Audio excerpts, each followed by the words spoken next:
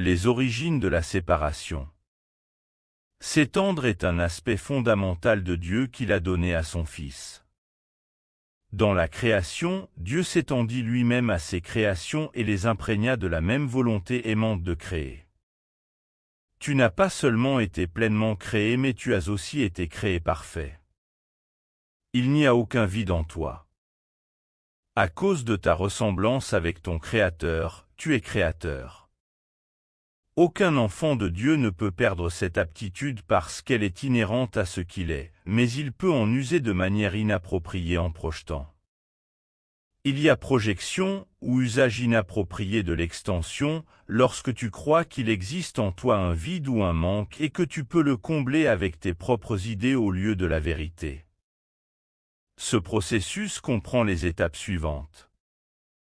Premièrement, tu crois que ce que Dieu a créé peut être changé par ton propre esprit. Deuxièmement, tu crois que ce qui est parfait peut être rendu imparfait ou en manque. Troisièmement, tu crois que tu peux distordre les créations de Dieu, y compris toi. Quatrièmement, tu crois que tu peux te créer toi-même et qu'il t'appartient de diriger ta propre création. Ces distorsions connexes représentent une image de ce qui s'est en fait passé durant la séparation ou le détour dans la peur. Rien de cela n'existait avant la séparation ni n'existe maintenant, de fait. Tout ce que Dieu a créé est comme lui. L'extension, telle qu'entreprise par Dieu, est semblable au rayonnement intérieur que les enfants du Père héritent de lui. Sa source réelle est interne. Cela est aussi vrai du Fils que du Père. En ce sens, la création inclut à la fois la création du Fils par Dieu et les créations du Fils quand son esprit est guéri. Cela requiert que Dieu dote son Fils d'une libre volonté, parce que toute création aimante est donnée librement en une seule ligne continue dont tous les aspects sont du même ordre.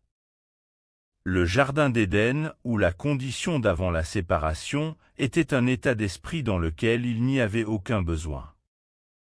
Quand Adam prêta l'oreille au mensonge du serpent, tout ce qu'il entendit était faux.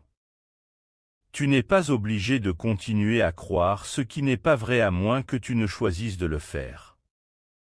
Tout cela peut littéralement disparaître en un clin d'œil parce qu'il s'agit simplement d'une malperception. Ce qui se voit en rêve semble très réel. Or la Bible dit qu'un profond sommeil tomba sur Adam, mais nulle part il n'est fait mention de son réveil. Le monde n'a pas encore fait l'expérience d'une renaissance ou d'un réveil global. Une telle renaissance est impossible tant que tu continues à projeter ou à mal créer. Toutefois, il reste encore en toi le potentiel d'étendre, comme Dieu étendit son pur esprit à toi.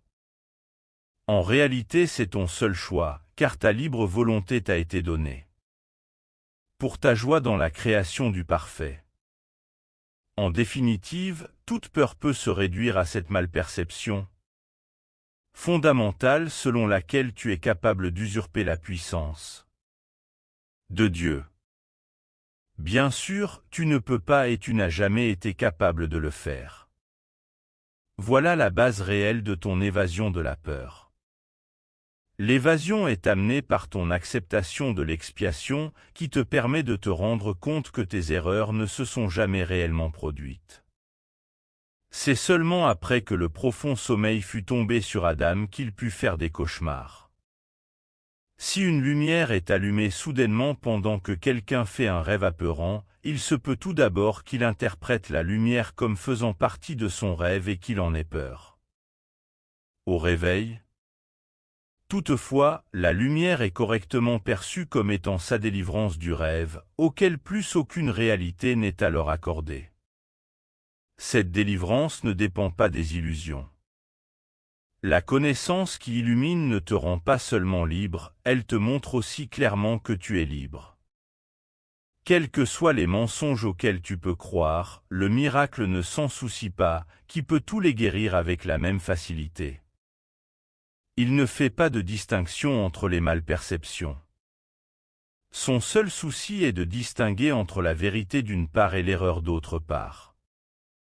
Certains miracles peuvent sembler être plus immenses que d'autres.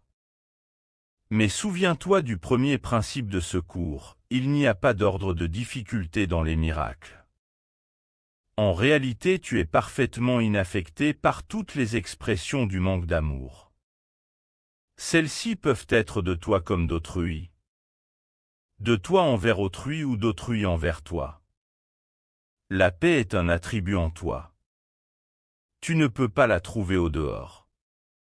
La maladie est une forme de quête extérieure. La santé est la paix intérieure. Elle te permet de rester inébranlé face au manque d'amour venant du dehors et capable, par ton acceptation des miracles, de corriger les conditions qui procèdent du manque d'amour en autrui.